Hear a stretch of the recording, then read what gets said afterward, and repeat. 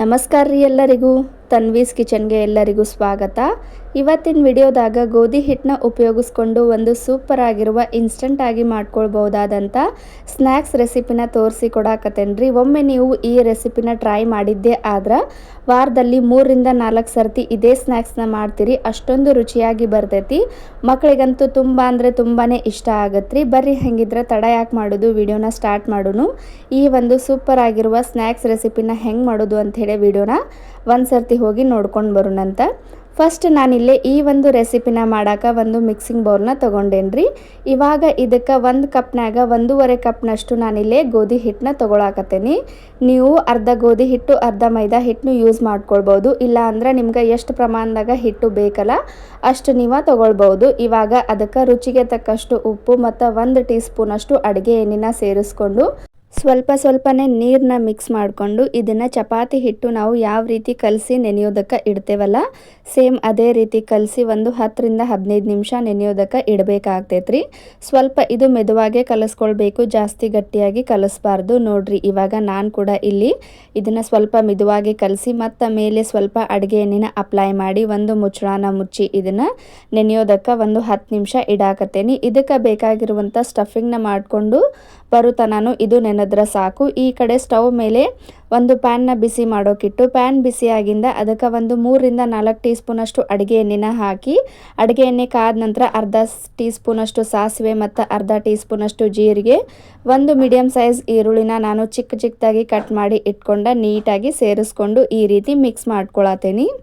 ಎಣ್ಣೆಯಲ್ಲಿ ಈರುಳ್ಳಿ ಈ ರೀತಿ ನೀಟಾಗಿ ಫ್ರೈ ಆದ ನಂತರ ಇದಕ್ಕೆ ಒಂದು ಅರ್ಧ ಟೀ ಸ್ಪೂನಷ್ಟು ಉಪ್ಪನ್ನು ನಾನಿಲ್ಲೇ ಸೇರಿಸ್ಕೊಳಕತ್ತೇನೆ. ನೀವು ರುಚಿಗೆ ಎಷ್ಟು ಬೇಕೋ ಅಷ್ಟು ನೋಡಿಕೊಂಡು ಸೇರಿಸ್ಕೊಳ್ಬೋದು.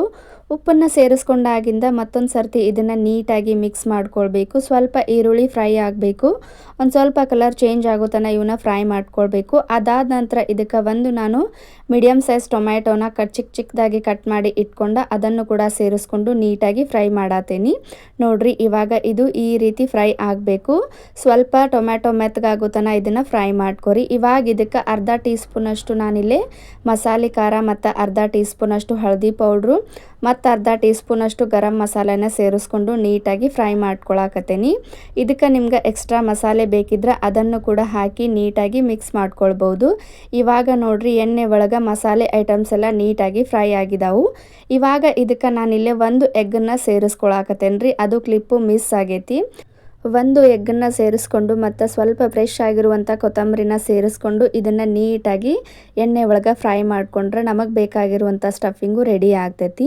ನೋಡ್ರಿ ಈ ಕಡೆ ಸ್ಟಫಿಂಗ್ನ ಮಾಡಿಕೊಂಡು ಬರೋ ತನಕ ಹಿಟ್ಟು ಪೂರ್ತಿಯಾಗಿ ನೆಂದಿರ್ತೈತಿ. ಇವಾಗ ಇದನ್ನು ಇನ್ನೊಂದು ಸರ್ತಿ ಕೈಯಿಂದ ಈ ರೀತಿ ನೀಟಾಗಿ ಮಿಕ್ಸ್ ಮಾಡ್ಕೊಳ್ಬೇಕು. ನೋಡ್ರಿ ಸ್ವಲ್ಪ ನೆನೆಸಿದ್ದಕ್ಕೆ ಹಿಟ್ಟು ಪೂರ್ತಿಯಾಗಿ ನೆಂದೈತಿ, ಅಂದ್ರೆ ಸಾಫ್ಟಾಗಿ ಬರ್ತಾವೆ ಸ್ನ್ಯಾಕ್ಸು.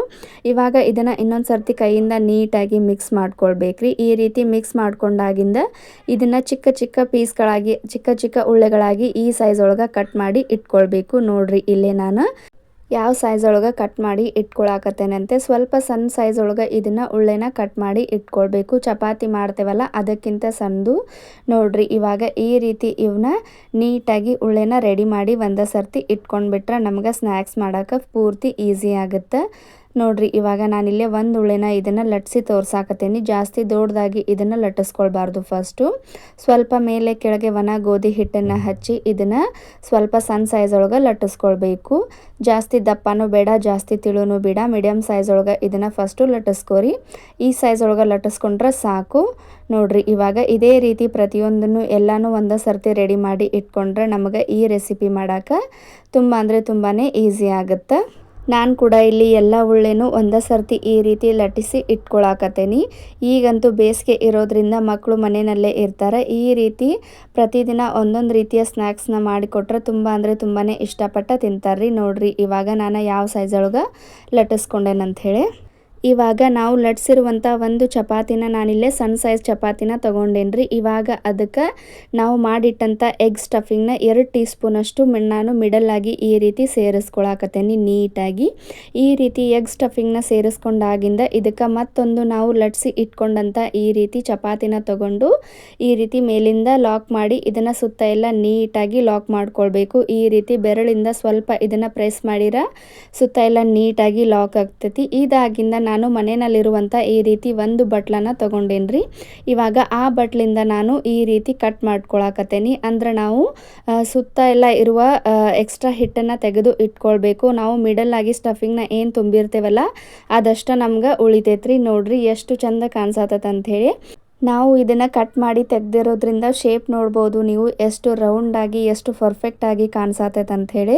ಸ್ವಲ್ಪ ಕೂಡ ಇದು ಮನೆಯಲ್ಲೇ ಮಾಡಿರೋದು ಅಂತ ಆಗಂಗಿಲ್ಲ, ಅಷ್ಟು ಪರ್ಫೆಕ್ಟಾಗಿ ಬರ್ತೈತ್ರಿ. ನೋಡ್ರಿ ಇವಾಗ ನಾನಿಲ್ಲಿ ಇನ್ನೊಂದನ್ನು ಮಾಡಿ ತೋರ್ಸಾಕತ್ತೇನಿ. ಇದೇ ರೀತಿ ಎಲ್ಲನೂ ಒಂದೇ ಸರ್ತಿ ನೀಟಾಗಿ ಮಾಡಿ ಇಟ್ಕೊಂಡ್ರೆ ನಮಗೆ ಇವನ್ನ ಫ್ರೈ ಮಾಡ್ಕೊಳಕ್ಕೆ ಈಸಿ ಆಗುತ್ತೆ. ಈ ರೀತಿ ಒಂದು ಎಲೆನ ತಗೊಂಡು ಅದಕ್ಕೆ ಒಂದು 2ರಿಂದ 3 ಟೀ ಸ್ಪೂನಷ್ಟು ನಾನಿಲ್ಲಿ ಎಗ್ ಸ್ಟಫಿಂಗ್ನ ಇದ್ರೊಳಗೆ ಮಿಡಲ್ ಆಗಿ ಇಟ್ಟು ಮತ್ತು ಒಂದು ಮೇಲೆ ಚಪಾತಿನ ತಗೊಂಡು ಅದನ್ನು ಮತ್ತು ಪೂರ್ತಿ ಕೈಯಿಂದ ನೀಟಾಗಿ ಲಾಕ್ ಮಾಡಿಕೊಂಡು ಒಂದು ಬಟ್ಲನ್ನ ತಗೊಂಡು ಇದನ್ನು ಮಿಡಲ್ ಆಗಿರುವಂಥ ಎಗ್ ಸ್ಟಫಿಂಗ್ನ ನಾವು ಬಟ್ಲಲ್ಲೇ ನೀಟಾಗಿ ಕಟ್ ಮಾಡಿ ಇಟ್ಕೊಂಡ್ರೆ ಈ ಸ್ನ್ಯಾಕ್ಸು ರೆಡಿ ಆಗುತ್ತೆ. ಈ ರೆಸಿಪಿನ ಮಾಡೋಕ್ಕೆ ಎಗ್ ಸ್ಟಫಿಂಗೇ ಬೇಕು ಅಂತೇನಿಲ್ಲ, ನೀವು ಬೇಕಿದ್ರೆ ಬೇರೆ ಕೂಡ ಮಾಡ್ಕೊಳ್ಬೋದು. ಅಂದ್ರೆ ಬರೀ ಈರುಳ್ಳಿನ ಹಾಕಿ ಸ್ಟಫಿಂಗ್ ಕೂಡ ಮಾಡ್ಕೊಳ್ಬೋದು, ಇಲ್ಲಾಂದ್ರೆ ಆಲೂಗಡ್ಡೆಯಿಂದ ಸ್ಟಫಿಂಗ್ ಕೂಡ ಮಾಡ್ಕೊಳ್ಬೋದು. ನೋಡ್ರಿ ಎಷ್ಟು ಪರ್ಫೆಕ್ಟಾಗಿ ಬರ್ತೈತೆ ಅಂಥೇಳಿ. ಟೇಸ್ಟ್ ಅಂತೂ ನೀವು ಕೇಳೋ ಹಾಗೆ ಇಲ್ಲ, ತುಂಬ ಅಂದರೆ ತುಂಬಾ ರುಚಿಯಾಗಿರುತ್ತೆ. ಒಮ್ಮೆ ನೀವು ಇದನ್ನು ಟ್ರೈ ಮಾಡಿದ್ರಿ ಅಂದ್ರೆ ವಾರದಲ್ಲಿ 3ರಿಂದ 4 ಸರ್ತಿ ಬ್ರೇಕ್ಫಾಸ್ಟ್ಗೆ ಇದೇ ರೆಸಿಪಿನ ಮಾಡ್ತೀರಿ. ಮಕ್ಕಳಂತೂ ತುಂಬ ಅಂದರೆ ತುಂಬಾ ಇಷ್ಟಪಟ್ಟ ತಿಂತಾರ್ರಿ. ಮಕ್ಕಳಷ್ಟ ಅಂತಲ್ಲ, ದೊಡ್ಡವ್ರಿಗೆ ಕೂಡ ಈ ರೆಸಿಪಿ ತುಂಬ ಅಂದರೆ ತುಂಬಾ ಇಷ್ಟ ಆಗುತ್ತೆ ಮತ್ತು ಪೂರ್ತಿಯಾಗಿ ಪರ್ಫೆಕ್ಟಾಗಿ ಬರ್ತೈತ್ರಿ. ಸ್ವಲ್ಪ ಕೂಡ ಎಲ್ಲೂ ಏನೂ ಕೆಡೋದಿಲ್ಲ. ಫಸ್ಟ್ ಟೈಮ್ ಮಾಡೋರು ಕೂಡ ಆರಾಮಾಗಿ ಈ ಒಂದು ರೆಸಿಪಿನ ಟ್ರೈ ಮಾಡ್ಬೋದು. ನೋಡ್ರಿ ಇಷ್ಟ ಈ ರೀತಿ ಪ್ರತಿಯೊಂದನ್ನು ಕೂಡ ಒಂದೇ ಸರ್ತಿ ರೆಡಿ ಮಾಡಿ ಇಟ್ಕೊಂಡ್ರೆ ನಮಗೆ ಫ್ರೈ ಮಾಡೋಕ್ಕೆ ತುಂಬಾ ಈಸಿ ಆಗುತ್ತೆ ರೀ. ನೋಡ್ರಿ ಇವಾಗ ನಾನು ಕೂಡ ಇಲ್ಲೇ ಇವನ್ನ ಒಂದೇ ಸರ್ತಿ ರೆಡಿ ಮಾಡಿ ಇಟ್ಕೊಳಕತ್ತೀನಿ. ನೋಡ್ರಿ ಎಷ್ಟು ಡಿಫ್ರೆಂಟಾಗಿ ಕಾಣಿಸತೈತೆ ಅಂಥೇಳಿ. ಸೇಮ್ ನಾವು ಬೇಕ್ರಿಯಿಂದ ಯಾವ ರೀತಿ ಸ್ನ್ಯಾಕ್ಸ್ನ ತೊಗೊಂಡು ಬರ್ತೀವಲ್ಲ ಅದೇ ರೀತಿ ಆಗ್ತೈತಿ ಮತ್ತು ಟೇಸ್ಟು ಕೂಡ ಬೇಕ್ರಿ ಸ್ಟೈಲ್ ಒಳಗೆ ಇರ್ತೈತಿ. ನೋಡ್ರಿ ಈ ಕಡೆ ನಾನು ರೆಡಿ ಮಾಡಿ ಇಟ್ಕೊಂಡಾಗಿಂದ ಸ್ಟವ್ ಮೇಲೆ ಒಂದು ಪ್ಯಾನ್ನ ಬಿಸಿ ಮಾಡೋಕ್ಕಿಟ್ಟು ಇದಕ್ಕೆ ಜಾಸ್ತಿ ಎಣ್ಣೆ ಹಾಕಿ ಫ್ರೈ ಮಾಡಬೇಕಂತೇನಿಲ್ಲ. ಒಂದು 3ರಿಂದ 4 ಟೀ ಸ್ಪೂನಷ್ಟು ಎಣ್ಣೆ ಆದ್ರೆ ಸಾಕ್ರಿ. ಇವನ್ನ ಶಾಲೋ ಫ್ರೈ ಮಾಡ್ಕೊಳ್ಬೇಕು. ಇವಾಗ ಎಣ್ಣೆ ಸ್ವಲ್ಪ ಕಡಕ್ಕಾಗಿ ಕಾದ ನಂತರ ಇವನ್ನ ನೀಟಾಗಿ ಫ್ರೈ ಮಾಡ್ಕೊಳ್ಬೇಕು. ಉರಿನ ಫ್ರೈ ಮಾಡುವಾಗ ಪೂರ್ತಿಯಾಗಿ ಲೋ ಫ್ಲೇಮ್ನಲ್ಲಿ ಇಟ್ಕೊಂಡು ನಿಧಾನವಾಗಿ ಫ್ರೈ ಮಾಡ್ಕೊರಿ.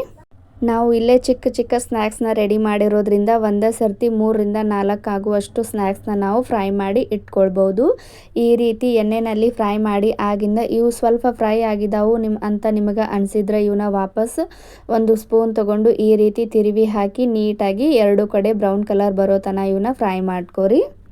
ನೋಡ್ರಿ ಸ್ನ್ಯಾಕ್ಸು ಎಷ್ಟು ಪರ್ಫೆಕ್ಟಾಗಿ ಬರಾಕತ್ತಾವ ಅಂಥೇಳಿ. ಈ ರೀತಿ ಮತ್ತು ಸ್ವಲ್ಪ ಫ್ರೈ ಆಗಿಂದ ಇವನ್ನ ಒಂದು ಸ್ಪೂನ್ ತೊಗೊಂಡು ವಾಪಸ್ ತಿರುವಿ ಹಾಕಿ ಫ್ರೈ ಮಾಡ್ಕೊತಾನೆ ಇರಬೇಕು. ಉರಿನ ಲೋ ಫ್ಲೇಮ್ನಲ್ಲಿ ಇಟ್ಕೊಂಡು ಫ್ರೈ ಮಾಡಬೇಕು. ಒಂದೇ ಸರ್ತಿ ಹೈ ಫ್ಲೇಮ್ನಲ್ಲಿ ಇಟ್ಕೊಂಡು ಫ್ರೈ ಮಾಡಿದ್ರೆ ಇವು ಸೀದ್ ಹೋಗೋ ಚಾನ್ಸಸ್ ಇರ್ತಾವ್ರಿ. ನೋಡ್ರಿ ಯಾವ ರೀತಿ ಪೂರಿಗತ್ಲೆ ಉಬ್ಬಿ ಬರಾಕತ್ತಾವ ಸ್ನ್ಯಾಕ್ಸ್ ಅಂಥೇಳಿ. ಟೇಸ್ಟ್ ಅಂತೂ ತುಂಬ ಅಂದರೆ ತುಂಬಾ ರುಚಿಯಾಗಿರ್ತೈತ್ರಿ. ಮಕ್ಕಳ ಟಿಫಿನ್ ಬಾಕ್ಸಿಗಂತೂ ಇದು ಹೇಳಿ ಮಾಡಿಸಿದಂಥ ರೆಸಿಪಿ. ಈ ರೀತಿ ಮಾಡಿಕೊಟ್ರೆ ಮಕ್ಕಳು ಆರಾಮಾಗಿ ತಿಂತಾರೋ ಮತ್ತು ಪ್ರತಿದಿನ ಇದೇ ಬೇಕಂತ ಕೇಳ್ತಾರೋ, ಅಷ್ಟು ರುಚಿಯಾಗಿರುತ್ತೆ. ಒಮ್ಮೆ ನೀವು ಈ ರೆಸಿಪಿನ ಟ್ರೈ ಮಾಡಿ ಕಮೆಂಟ್ ಮಾಡಿ ಹೇಳ್ರಿ ರೆಸಿಪಿ ಹೆಂಗೆ ಬಂತು ಅಂಥೇಳಿ. ನೋಡ್ರಿ ಇವಾಗ ಇವು ಫ್ರೈ ಆಗಿದ್ದಾವೆ. ಫ್ರೈ ಆದಂಥ ಸ್ನ್ಯಾಕ್ಸ್ನೆಲ್ಲ ನಾನು ಒಂದು ಸ್ಪೂನ್ ತೊಗೊಂಡು ನೀಟಾಗಿ ಒಂದು ಪ್ಲೇಟ್ಗೆ ತೆಗೆದು ಇಟ್ಕೊಳಕತ್ತೇನಿ. ಇವನ್ನ ಫ್ರೈ ಮಾಡೋಕ್ಕೆ ಜಾಸ್ತಿ ಎಣ್ಣೆ ಬೇಕಂತೇನಿಲ್ಲ. ಒಂದು 3ರಿಂದ 4 ಟೀ ಸ್ಪೂನಷ್ಟು ಎಣ್ಣೆ ಒಳಗೆ ಎಲ್ಲ ಸ್ನ್ಯಾಕ್ಸ್ನು ನೀಟಾಗಿ ಫ್ರೈ ಮಾಡ್ಕೊಳ್ಬೇಕು. ನೋಡ್ರಿ ಇವಾಗ ನಾನಿಲ್ಲೇ ಫ್ರೈ ಮಾಡೋಂಥ ಸ್ನ್ಯಾಕ್ಸ್ನ ಪಕ್ಕಕ್ಕಿಟ್ಟು ಮತ್ತು ಒಂದು ಬ್ಯಾಚ್ ಸ್ನ್ಯಾಕ್ಸ್ನ ನಾನಿಲ್ಲೇ ಫ್ರೈ ಮಾಡ್ಕೊಳಕತ್ತೇನಿ. ಪ್ರತಿ ಸ್ನ್ಯಾಕ್ಸ್ನು ಫ್ರೈ ಮಾಡ್ಕೊಳ್ಳುವಾಗೂ ಅಷ್ಟೇ ಉರಿನ ಲೋ ಫ್ಲೇಮ್ನಲ್ಲಿ ಇಟ್ಕೊಂಡು ನಿಧಾನವಾಗಿ ಫ್ರೈ ಮಾಡ್ಕೊರಿ. ಈ ರೆಸಿಪಿಗೆ ನೀವು ಎಗ್ ಸ್ಟಫಿಂಗ್ನ ಮಾಡ್ಕೊರಿ, ಅಂದ್ರೆ ಟೇಸ್ಟ್ ಸೂಪರಾಗಿ ಬರ್ತೈತಿ. ನೋಡ್ರಿ ಈ ರೀತಿ ಸ್ವಲ್ಪ ಫ್ರೈ ಆಗಿಂದ ಇವನ್ನ ವಾಪಸ್ ಮತ್ತೆ ತಿರುವಿ ಹಾಕಿ ನೀಟಾಗಿ 2 ಬದಿಗೂ ಕೂಡ ಬ್ರೌನ್ ಕಲರ್ ಬರೋ ತನಕ ಫ್ರೈ ಮಾಡಿಕೊಂಡ್ರೆ ಈ ಸ್ನ್ಯಾಕ್ಸು ರೆಡಿ ಆಗ್ತಾವೆ. ನೀವು ನೋಡಾತಿರ್ಬೋದು ಎಷ್ಟು ನೀಟಾಗಿ ಪರ್ಫೆಕ್ಟಾಗಿ ಸೇಮ್ ಪೂರಿಗತ್ಲೆ ಉಬ್ಬಿ ಬರ್ತಾವೆ ಅಂಥೇಳಿ. ಖಾರ ಹೋಳಿಗೆ ಅಂತಲೂ ಕರಿಬೋದು, ಯಾಕಂದ್ರೆ ನಾವು ಮಿಡಲಲ್ಲಿ ಸ್ಟಫಿಂಗ್ನ ರೆಡಿ ಮಾಡಿ ತುಂಬಿ ಈ ಸ್ನ್ಯಾಕ್ಸ್ನ ಮಾಡಿರೋದ್ರಿಂದ ಖಾರವಾಗಿ ತುಂಬ ಅಂದರೆ ತುಂಬಾ ರುಚಿಯಾಗಿರ್ತೈತ್ರಿ. ಬೆಳಗಿನ ಬ್ರೇಕ್ಫಾಸ್ಟ್ಗೆ ಆಗಿರ್ಬೋದು, ಇಲ್ಲಾಂದರೆ ಸಾಯಂಕಾಲ ಟೀ ಮತ್ತು ಕಾಫಿ ಜೊತೆಗೆ ಆಗಿರ್ಬೋದು ಹೇಳಿ ಮಾಡಿಸಿದಂಥ ರೆಸಿಪಿ. ಈ ರೀತಿ ಎಲ್ಲನೂ ಒಂದೇ ಸರ್ತಿ ನೀಟಾಗಿ ಫ್ರೈ ಮಾಡಿ ಇಟ್ಕೊಂಡ್ರೆ ನಮ್ಮ ಸ್ನ್ಯಾಕ್ಸ್ನು ರೆಡಿ ಆಗ್ತಾವು. ಈ ವಿಡಿಯೋ ಈ ರೆಸಿಪಿ ನಿಮ್ಗೆ ಇಷ್ಟ ಆಗಿದ್ರೆ, ಸ್ವಲ್ಪನಾದರೂ ಯೂಸ್ಫುಲ್ ಅನಿಸಿದ್ರೆ, ಅಥವಾ ನಮ್ಮ ಚಾನಲ್ಗೆ ಯಾರಾದರೂ ಫಸ್ಟ್ ಟೈಮ್ ವಿಸಿಟ್ ಮಾಡಿದ್ರೆ ಚಾನಲ್ನ ಸಬ್ಸ್ಕ್ರೈಬ್ ಮಾಡ್ಕೊರಿ. ಹಂಗೆ ನಿಮಗೆ ಈ ರೆಸಿಪಿ ಇಷ್ಟ ಅನಿಸಿದ್ರೆ ಒಂದು ಲೈಕ್ ಕೊಡೋದನ್ನು ಮಾತ್ರ ಮರಿಬೇಡ್ರಿ. ನೋಡ್ರಿ ನಾನಿಲ್ಲೇ ಒಂದು ಸ್ನ್ಯಾಕ್ಸ್ನ ನಿಮ್ಗೆ ಓಪನ್ ಮಾಡಿ ತೋರ್ಸಾಕತ್ತೇನಿ. ಎಗ್ ಸ್ಟಫಿಂಗು ಒಳಗಡೆ ಎಷ್ಟು ಪರ್ಫೆಕ್ಟಾಗಿ ಬಂದೈತೆ ಅಂತ ಹೇಳಿ, ಮತ್ತು ಎಷ್ಟು ಮೃದುವಾಗಿ ಬರ್ತಾವಂದ್ರೆ ಈ ಸ್ನ್ಯಾಕ್ಸು ನಾವು ಬೆಳಗ್ಗೆ ಮಾಡಿ ಸಾಯಂಕಾಲದವರೆಗೂ ಆರಾಮಾಗಿ ತಿನ್ಬೋದು. ನೋಡ್ರಿ ಇವಾಗ ನಾನಿಲ್ಲೇ ಓಪನ್ ಮಾಡಿ ತೋರ್ಸಾಕತ್ತೇನಿ. ಖಾರ ಹೋಳಿಗೆ ಅಂದರೂ ತಪ್ಪಾಗೋದಿಲ್ಲ. ನೋಡಾತಿರ್ಬೋದು ನೀವು ಎಷ್ಟು ಪರ್ಫೆಕ್ಟಾಗಿ ಬಂದಾವಂತ ಹೇಳಿ. ಇವನ್ನ ಮಕ್ಕಳಿಗೆ ಮಾಡಿಕೊಡ್ರಿ, ಮಕ್ಕಳಂತೂ ತುಂಬ ಅಂದರೆ ತುಂಬಾ ಇಷ್ಟಪಟ್ಟು ತಿಂತಾರ್ರಿ. ಇದೇ ರೀತಿ ವಿಡಿಯೋಸ್ನ ನೋಡ್ಕೊತ ಇರ್ರಿ. ಮತ್ತು ಮುಂದಿನ ವಿಡಿಯೋದಾಗ ಇನ್ನೊಂದು ಸೂಪರ್ ಆಗಿರುವಂಥ ರೆಸಿಪಿ ಜೊತೆ ಸಿಗೋಣ್ರಿ. ಎಲ್ಲರಿಗೂ ಟೇಕ್ ಕೇರ್ ಆಫ್ ಆಲ್. ಬಾಯ್ ರೀ.